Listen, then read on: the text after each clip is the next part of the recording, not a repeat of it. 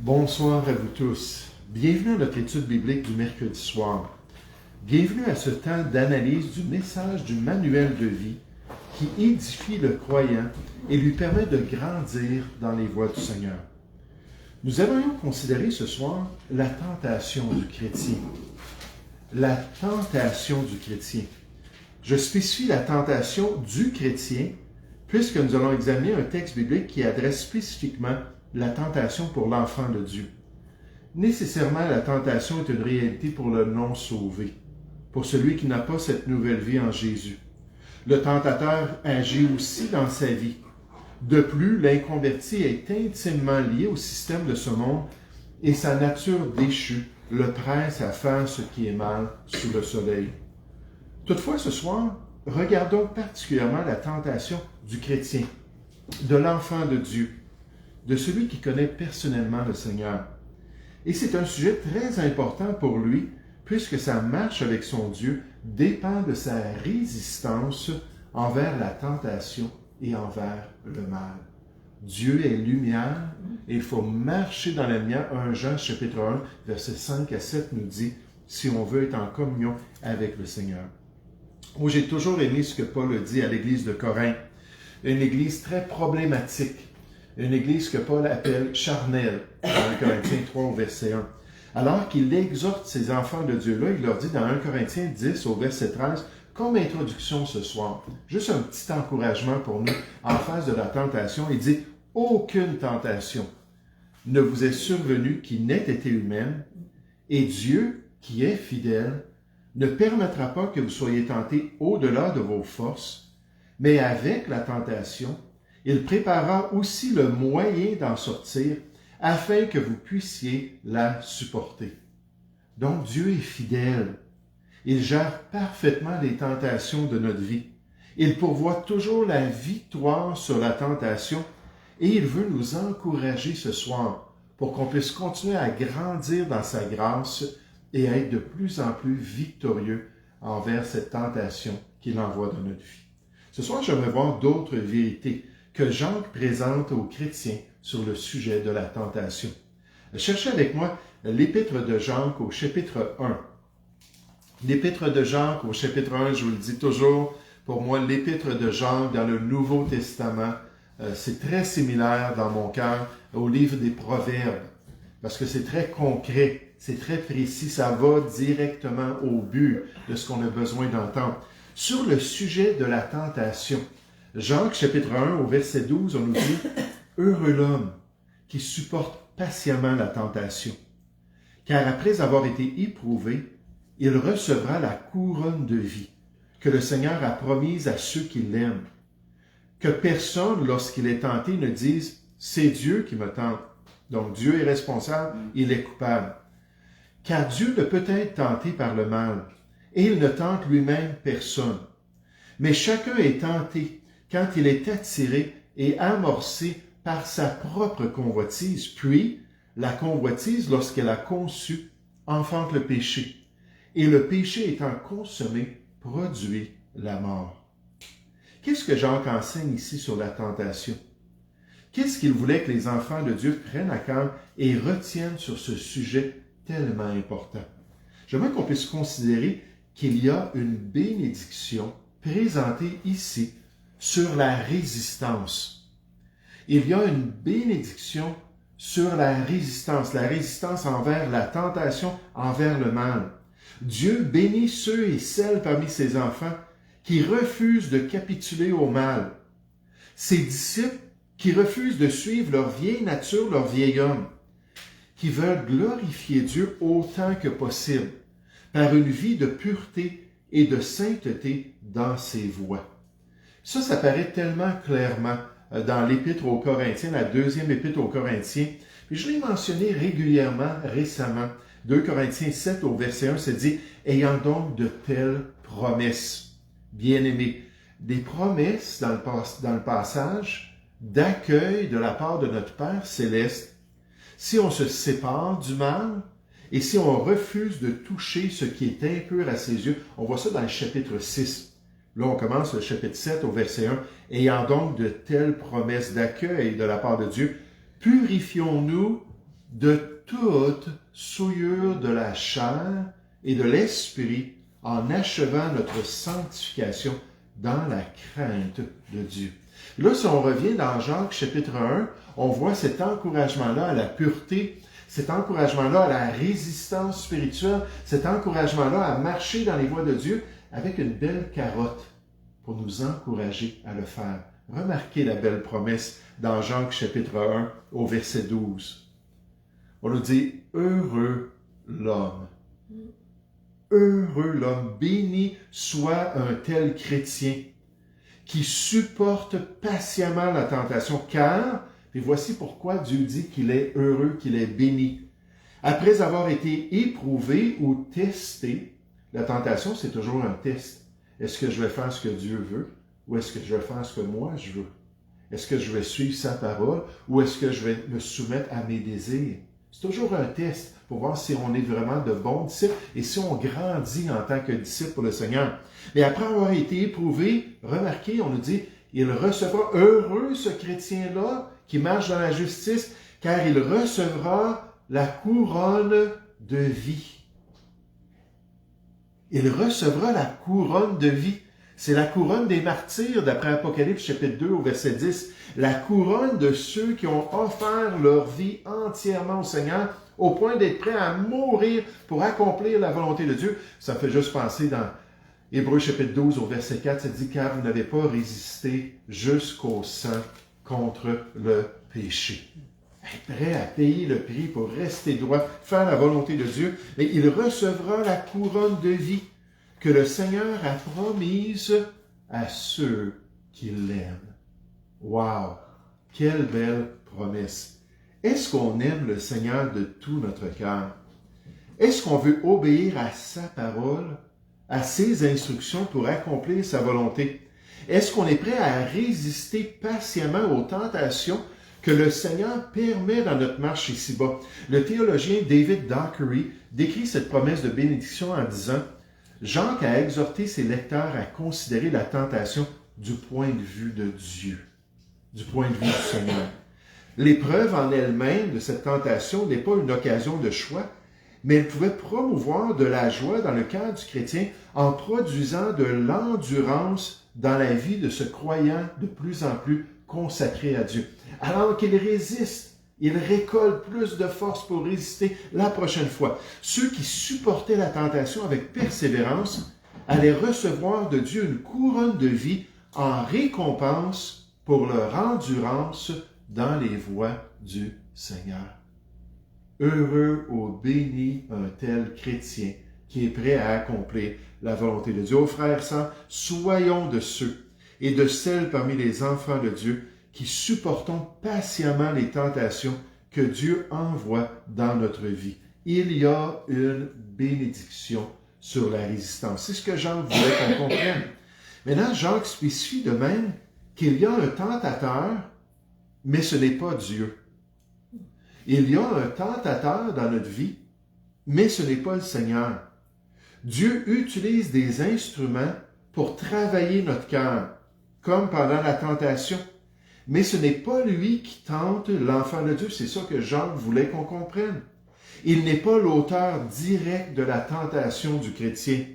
L'enfant de Dieu ne doit pas porter ses regards accusateurs envers le Seigneur lorsqu'il tombe, lorsqu'il succombe à la tentation, mais plutôt, il devrait se regarder lui-même, puis regarder la vraie source de son péché. Salomon a dit dans le livre des Proverbes, Proverbe 19 au verset 3, il a dit « La folie de l'homme pervertit sa voie. » En la voie droite qu'il devrait suivre en accomplissant la volonté de Dieu, à cause de la folie qu'il a à l'intérieur de lui, il dévie.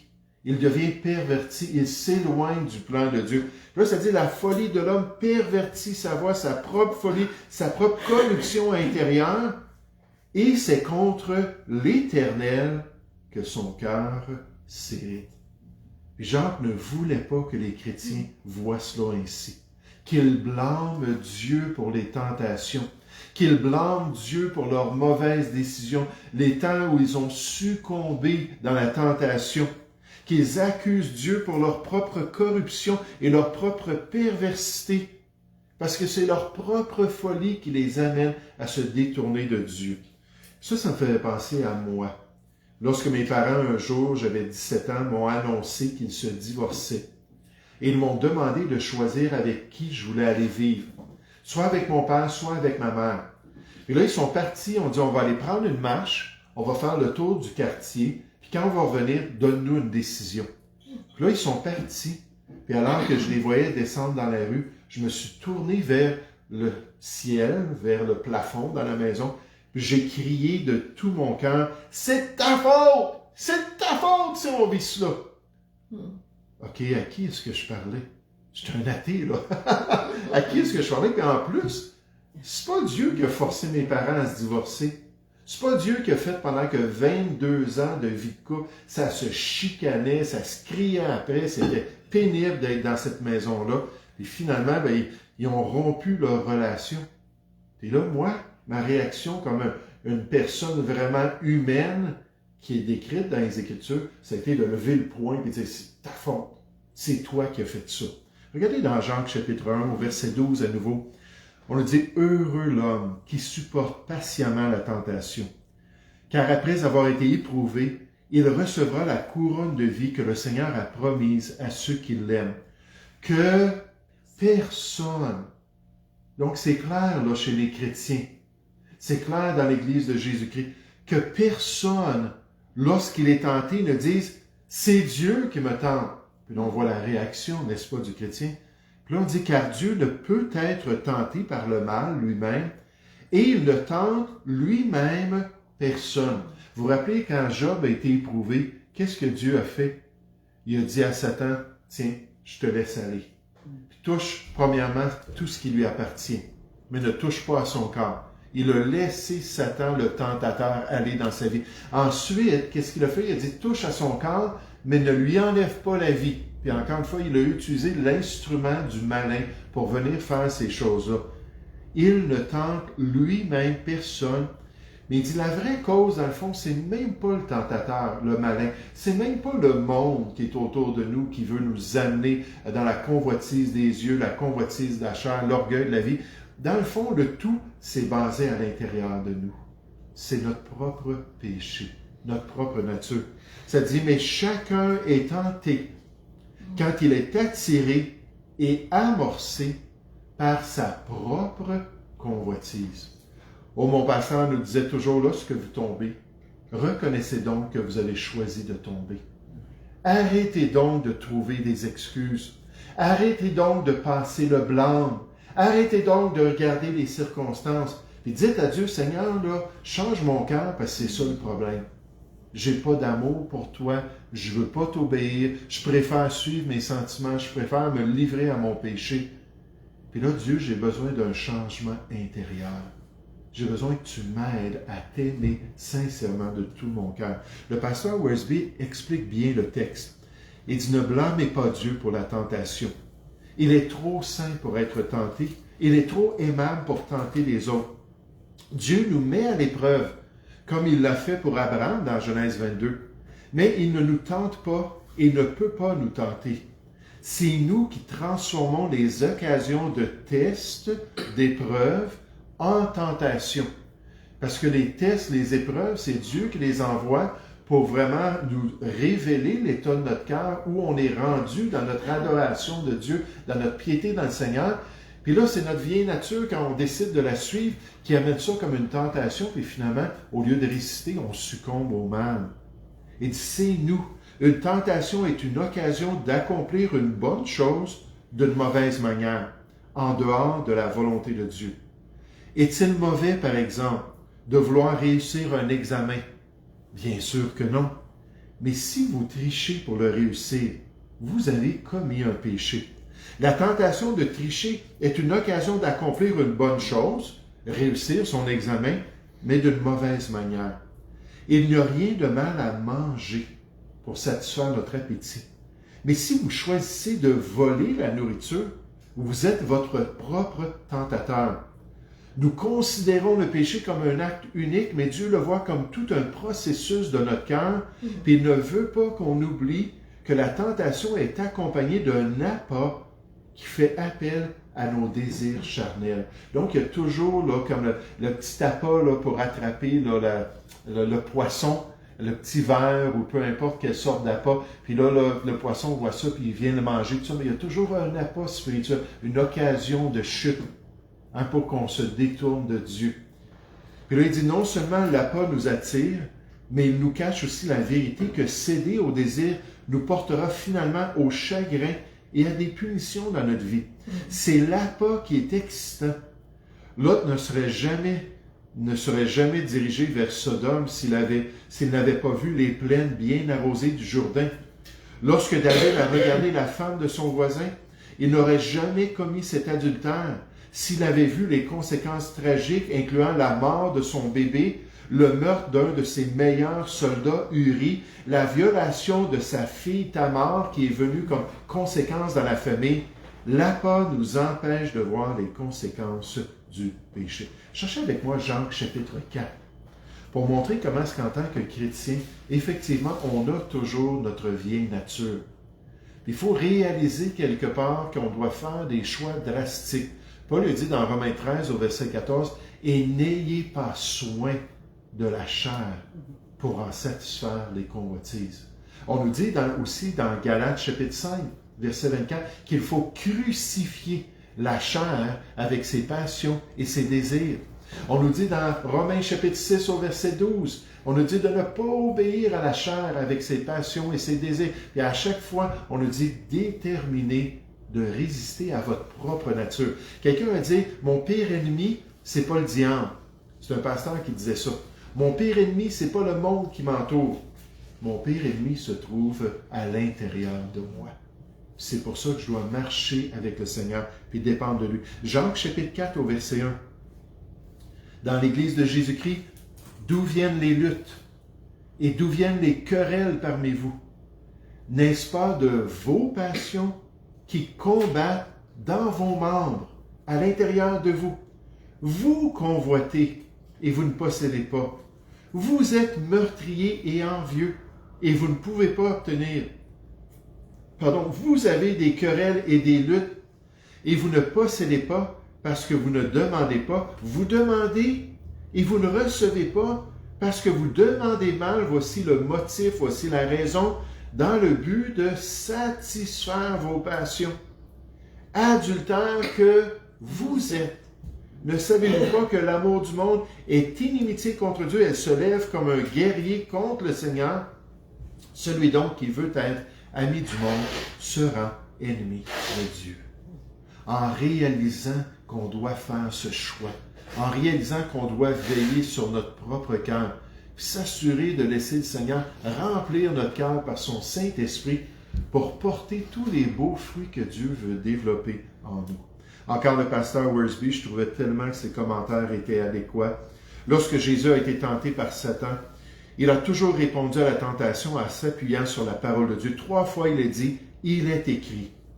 Du point de vue humain, transformer des pierres en pain pour apaiser sa faim était une chose sensée quand Satan est venu le tenter à faire cela. Mais pas du point de vue de Dieu. Dieu dit, « Non, tu jeûnes en ce moment. C'est pas le temps de manger. » Quand on connaît la Bible, en tant que chrétien, on peut détecter l'appât du malin et le traiter d'une manière décisive avec les Écritures. C'est pour ça qu'on parle de l'épée de l'Esprit pour nos combats spirituels. Et tellement peu de chrétiens utilisent l'épée de l'Esprit pour se défendre, pour se battre contre la tentation. Il dit, c'est ce que signifie marcher par la foi et non par la vue. La vie chrétienne est une question de volonté, pas de sentiment. C'est un autre aspect. J'entends souvent des croyants dire, je n'ai pas envie de lire la Bible. Puis ça a été un pasteur qui était pasteur, 60 ans, peut-être. Et souvent, j'entends ça. Ou encore, je n'ai pas envie d'assister à une réunion de prière. Ça ne me tente pas, j'ai pas le goût. Les enfants agissent sur la base de leurs sentiments, dans une famille, on pourrait dire, mais les adultes, si on est matures, agissent sur la base de leur volonté. Ils agissent parce que c'est juste de faire telle et telle chose, quel que soit leur sentiment. Cela explique pourquoi les chrétiens immatures tombent si facilement dans la tentation. Ils laissent leurs sentiments prendre les décisions. Comment je me ressens? Plus vous exercez votre volonté en disant un non décisif à la tentation, plus Dieu prendra le contrôle de votre vie. C'est lui qui pourra produire en vous le vouloir et le faire selon son bon plaisir, Philippiens 2,13, alors qu'on lui donne accès au cœur et à nos décisions personnelles. Il y a une bénédiction sur la résistance. Cette bénédiction-là va se voir pendant l'éternité, avec une belle couronne de vie. Il y a un tentateur, mais ce n'est pas Dieu. Ce n'est pas lui qui vient directement nous tenter, alors qu'on ne l'accuse pas de le faire. Puis dernièrement, Jacques nous révèle de même qu'il y a toujours des conséquences. Il y a toujours des conséquences. Le choix de capituler au péché n'est pas le bon choix pour le chrétien qui veut grandir dans les voies de Dieu. Le choix d'accepter de se livrer au mal vient toujours avec de graves conséquences si on continue à le faire dans notre vie. L'avenir du croyant même sera certainement affecté par ses choix quotidiens si sa vie n'est pas en règle avec le Seigneur. Dans Galates chapitre 6, verset 7, on nous dit « Ne vous y trompez pas, on ne se moque pas de Dieu. » En faisant des choix qui sont contraires à sa volonté, en faisant des choix qui s'élèvent contre sa révélation, puis là on dit « Ah, c'est pas grave, il n'y a rien qui va m'arriver. » Mais ça, c'est de se moquer de ce que Dieu a révélé. Ne vous y trompez pas, ne vous séduisez pas vous-même. Ce qu'un homme aura semé, il le moissonnera aussi. Merci Seigneur, tu es tellement patient. Mais si on continue à semer des choses, ça va venir qu'à pousser à un moment donné. Celui qui sème pour sa chair, moissonnera de la chair la corruption. Mais l'alternative, celui qui sème pour l'esprit, merci Seigneur, moissonnera de l'esprit la vie éternelle. Regardez dans Jacques chapitre 1, cette moisson qu'on doit prendre à cœur. Au verset 12, on nous dit « Heureux l'homme qui supporte patiemment la tentation, car après avoir été éprouvé, il recevra la couronne de vie que le Seigneur a promise à ceux qui l'aiment. » On marche avec lui, on cherche le mieux possible d'être fidèle. On tombe, puis le juste tombe, puis il se relève, on confesse, on se purifie, on fait plus d'efforts, de dépendre de Dieu, puis d'avoir de la victoire. Puis on nous dit que personne, lorsqu'il est tenté, verset 13, ne dit « C'est Dieu qui me tente. » Car Dieu ne peut être tenté par le mal, et ne tente lui-même personne. Mais chacun est tenté quand il est attiré et amorcé par sa propre convoitise. Puis là, on voit le processus, alors que ça se manifeste et que ça s'empire dans notre expérience. Si on sème, puis on sème, puis on sème, on nous dit, puis la convoitise, lorsqu'elle a conçu, enfante le péché. On s'arrête là un instant. On y revient dans un instant. Je pensais à Akan. Vous vous rappelez Akan qui a amené du trouble en Israël? Il y a 36 personnes, si je me souviens bien, des soldats en Israël qui sont morts dans ce conflit-là contre la ville de Haï. Pourquoi? Parce que Akan, quand ils étaient dans Jéricho, a pris des choses qui étaient interdites de prendre, puis il a mis l'interdit sur le peuple. Là, Dieu était peu avec eux, puis il y a des gens qui sont morts à cause de ça. Mais il a dit, il est vrai, Akan a rendu ce témoignage lorsque confronté. Il est vrai que j'ai péché contre l'Éternel, j'ai fait le mal contre Dieu, le Dieu d'Israël, voici ce que j'ai fait. J'ai vu dans le butin un beau manteau de chinéar, 200 cycles d'argent et un lingot d'or du poids de 50 cycles. J'ai vu, ensuite, je les ai convoités, je les ai pris, et ils sont cachés dans la terre au milieu de ma tente, et l'argent est dessous. Josué 7, au verset 21. Mais on voit comment est-ce que les yeux affectent notre cœur, et ce qui plaît aux yeux réjouit le cœur, puis là, des fois, ça produit de la convoitise, on va de l'avant, puis on fait ce qui est mal, puis on suit les désirs dans notre cœur, puis là, pour lui, il y a eu des conséquences, il a été exécuté à cause de ça. Mais on revient au verset 15. Puis la convoitise, lorsqu'elle a conçu, enfante le péché. On suit ce désir-là de notre chair qui est toujours lié dans les Écritures avec la convoitise. C'est quoi la convoitise? J'en veux plus. J'en veux plus. Je ne suis pas content. Je ne suis pas satisfait. Je ne suis pas capable, dans l'état où je me trouve, de dire merci Seigneur, puis je ne cours pas après rien d'autre.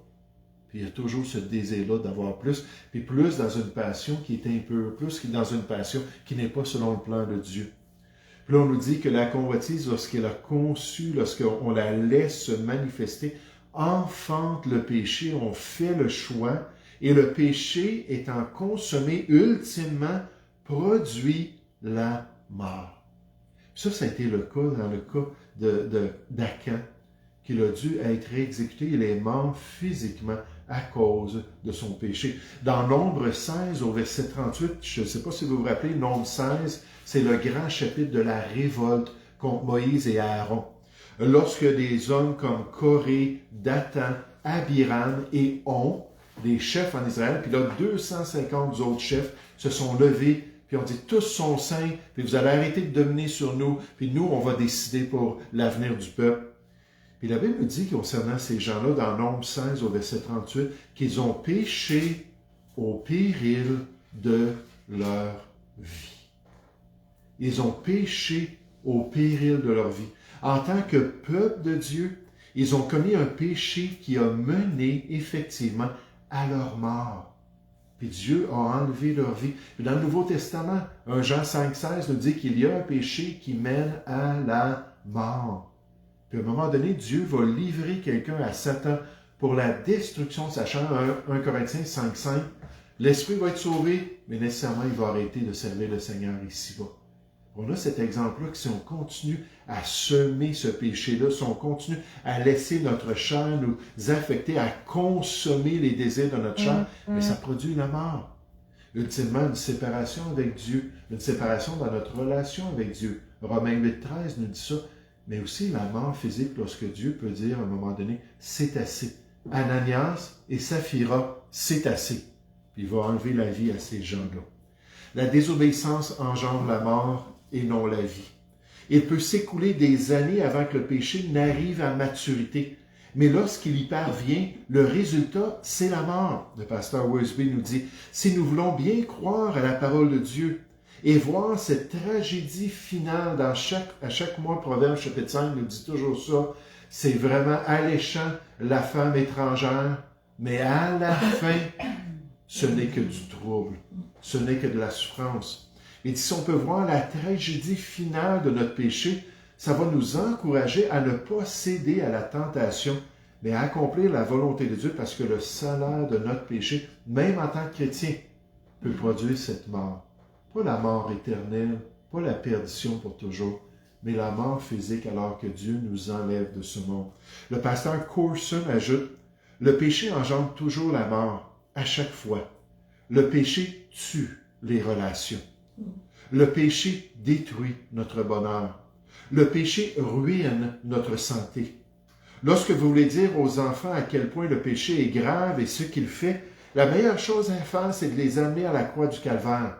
Puis à leur dire, regardez cette personne merveilleuse. Ce personnage qui était parfait, qui aimait les gens, qui a tout fait dans son ministère pour le bien des gens. Puis regardez-le sur la croix, dans son agonie, dans sa douleur, alors que le sang est en train de couler de ses plaies. C'est lorsque Jésus est devenu péché pour nous qu'il est mort, car le péché entraîne toujours la mort.